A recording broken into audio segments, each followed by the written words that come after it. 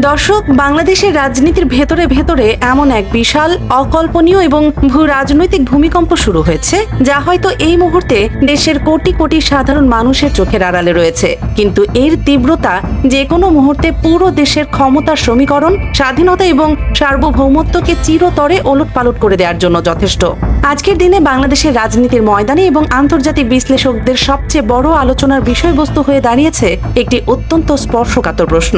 Bangladesh first বা সবার আগে বাংলাদেশ, এই গগন বিদারী স্লোগান দিয়ে এবং জুলাই বিপ্লবের রক্ত মারিয়ে যিনি আজ দেশের সর্বোচ্চ ক্ষমতায় বসেছেন, সেই বর্তমান প্রধানমন্ত্রী তারেক রহমান কি সত্যি দেশের স্বার্থ রক্ষা করছেন, নাকি ক্ষমতায় টিকে থাকার এক অন্ধমোহে তিনি পুরো দেশটাকে অত্যন্ত সুকৌশলে ভারতের কাছে বিকিয়ে দিচ্ছেন? দর্শক, ব্রেকিং নিউজ এইমাত্র পাওয়া আপডেট 24 নিউজের দুপুরের সংবাদে স্বাগত। দর্শক, বিবিসি বাংলার সাক্ষাৎকারের কথা নিশ্চয়ই মনে আছে আপনাদের। তাহলে আজ কি এমন হলো গোপনে ভারতের সঙ্গে আলোচনা? দর্শক, সংবাদ শিরোনাম দেখে বুঝতে পারছেন ভারতের সঙ্গে আলোচনার কোন দিকে মোড় নিতে চলেছে। দর্শক, সম্পূর্ণ আলোচনার ভিডিও দেখতে চ্যানেলটা সাবস্ক্রাইব করে বেল বাটন অন করে সঙ্গে থাকুন। ভিডিওটা স্কিপ না করে সম্পূর্ণ আলোচনার বিষয়বস্তু দেখতে সরাসরি চলে যায় টিভির পর্দায়। গত অক্টোবরে বিবিসি বাংলাকে দেয়া সেই বিখ্যাত সাক্ষাৎকারের কথা আপনাদের নিশ্চয়ই মনে আছে, যেখানে তিনি অত্যন্ত কড়া ভাষায় বলেছিলেন, আমরা আর ফেলানির মতো কাঁটাতারে ঝুলতে চাই না। নির্বাচনের আগে সাধারণ মানুষের ভারত বিরোধী সেন্টিমেন্টকে কাজে লাগিয়ে যে বিশাল রাজনৈতিক ফায়দা লুটা হয়েছিল,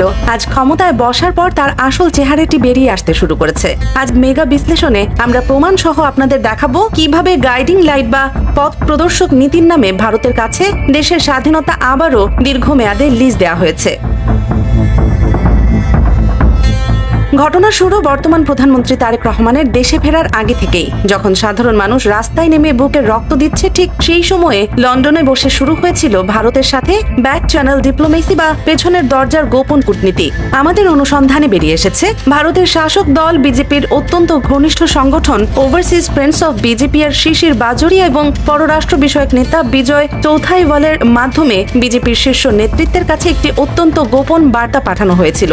এই কূটনীতির মূল উদ্দেশ্য হল ভারতের রাষ্ট্রীয় নীতি নির্ধারকদের সাথে একটি বৃহত্তর কৌশলগত অংশীদারিত্ব গড়ে তোলা। আর সেই গোপন বার্তাতেই ভারতের কাছে ওয়াদা করা হয়েছিল যে যদি বর্তমান সরকার ক্ষমতায় বসে, তবে তাদের পররাষ্ট্রনীতির গাইডিং লাইট বা পথ প্রদর্শক হবে খোদ নয়াদিল্লি। অত্যন্ত সহজ কথায় এর মানে হলো, ভারত যা চাইবে বাংলাদেশ ঠিক সেই পথেই চলবে। চীনের সাথে সম্পর্ক কেমন হবে বা পশ্চিমাদের সাথে কি চুক্তি হবে, সবকিছুতে ভারত এক ধরনের অঘোষিত ভেটো ক্ষমতা বা চূড়ান্ত প্রভাব থাকবে।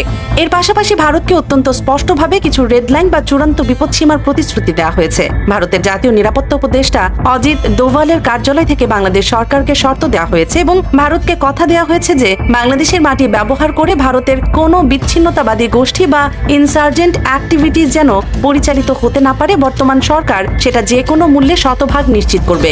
এর বিনিময়ে ভারত বর্তমান সরকারকে আন্তর্জাতিক অঙ্গনে একটি প্রি লেজিটিমাইজেশন বা ক্ষমতায় টিকে থাকার নিরঙ্কুশ বৈধতা দেওয়ার আশ্বাস দিয়েছে।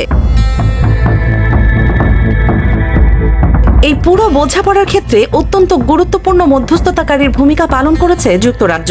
India UK living bridge roadmap 2030-এর অধীনে ব্রিটিশ ক্যাবিনেট এবং ব্রিটিশ লেবার পার্টির প্রভাবশালী নেতারা পর্দার আড়ালে থেকে এই গোপন চুক্তিটি সফল করেছেন। এই ত্রিপক্ষীয় কূটনীতির একমাত্র উদ্দেশ্য হল বাংলাদেশের নতুন রাজনৈতিক মেরুকরণকে পশ্চিমা বিশ্ব এবং ভারতের মনোপুত একটি কাঠামোতে দাঁড় করানো। চাক্ষুষ প্রমাণটি দেশের মানুষ দেখতে পেল সরকার গঠনের ঠিক পরপরই। প্রধানমন্ত্রী হিসেবে শপথ নেওয়ার পর তার মন্ত্রিসভায় অত্যন্ত চমকপ্রদভাবে পররাষ্ট্রমন্ত্রীর দায়িত্ব দেওয়া হলো খলিলুর রহমানকে। আর দায়িত্ব পাওয়ার পর তার প্রথম বিদেশ সফরেই তিনি অন্য কোনো দেশে না গিয়ে গেলেন সরাসরি নয়াদিল্লিতে। সেখানে গিয়ে তিনি ভারতের কট্টরপন্থী national security adviser Ajit Doval এবং পররাষ্ট্রমন্ত্রী এস জয়শঙ্করের সাথে দীর্ঘ রুদ্ধদ্বার বৈঠক করেন। একটি স্বাধীন দেশের পররাষ্ট্রমন্ত্রী হিসেবে দায়িত্ব গ্রহণের পর প্রথম সফরেই ভারতের কাছে এই ধর্ণা দেওয়াটা কি প্রমাণ করে না যে পর্দার আড়ালে অনেক বড় কোনো সমঝোতা হয়ে গেছে? শুধু তাই নয়, গত মে মাস থেকে শুরু করে নভেম্বর পর্যন্ত অত্যন্ত গোপনীয়তার সাথে একাধিকবার কাতারের দোহায় গিয়ে আমেরিকান সেন্টকম বা ট্রেসি জ্যাকবসন পশ্চিমা গোয়েন্দা সংস্থাগুলোর শীর্ষ কর্মকর্তাদের সাথেও দফায় দফায় বৈঠক করেছেন বর্তমান সরকারের প্রতিনিধিরা। এই বৈঠকগুলোর মূল উদ্দেশ্যই হলো পশ্চিমা বিশ্ব এবং ভারতের কাছে নিজেদের ক্ষমতাকে সম্পূর্ণভাবে বৈধ করা এবং তাদের সমস্ত শর্ত মাথা পেতে নেয়া। আন্তর্জাতিক বিশ্লেষকদের মতে ভারতের শর্ত খুব পরিষ্কার এবং নির্মম। জুলাই বিপ্লবের মাধ্যমে বাংলাদেশে ক্ষমতার হাত বদল হলেও ভারতের আধিপত্যের কোনো পতন হয়নি। ভারত মূলত বাংলাদেশের কাছ থেকে তিনটি অত্যন্ত গুরুত্বপূর্ণ ভূ রাজনৈতিক জিনিস চায়। এক, বাংলাদেশের উপর দিয়ে উত্তর পূর্ব ভারতে যাওয়ার অবাধ ট্রানজিট বা করিডোর, যা ভারতের সামরিক এবং বাণিজ্যিক যোগাযোগকে অত্যন্ত সহজ করে দিবে। দুই, বাংলাদেশের বিশাল জ্বালানি বা এনার্জি মার্কেট, যেখানে ভারত একচেটিয়া আধিপত্য বিস্তার করতে চায় যাতে বাংলাদেশ চিরকাল নির্ভরশীল থাকে। এবং তিন, তাদের 7 সিস্টার্সের সার্বিক নিরাপত্তা নিশ্চিত করা। ভারত খুব ভালোভাবে বুঝতে পেরেছিল যে হাসিনাকে দিয়ে আর এই কাজগুলো করানো কোনোভাবেই সম্ভব নয়। তাই তাদের এমন একজন নতুন শাসক দরকার ছিল যার জনগণের কাছে বৈধতা আছে, কিন্তু যিনি ভারতের এই শর্তগুলো অক্ষরে অক্ষরে পালন করবেন। আর অত্যন্ত পরিতাপের বিষয় হলো ঠিক সেই কাজটাই এখন অত্যন্ত সুচারুভাবে করছেন বর্তমান প্রধানমন্ত্রী। নিজেদেরকে একটি স্বাধীন এবং সার্বভৌমত্ব সরকার হিসেবে দাবি করার পরও, কোটি কোটি মানুষের সমর্থন নিয়ে ক্ষমতায় আসার পরও ভারতের কাছে এভাবে আত্মসমর্পণ কেন করা হচ্ছে?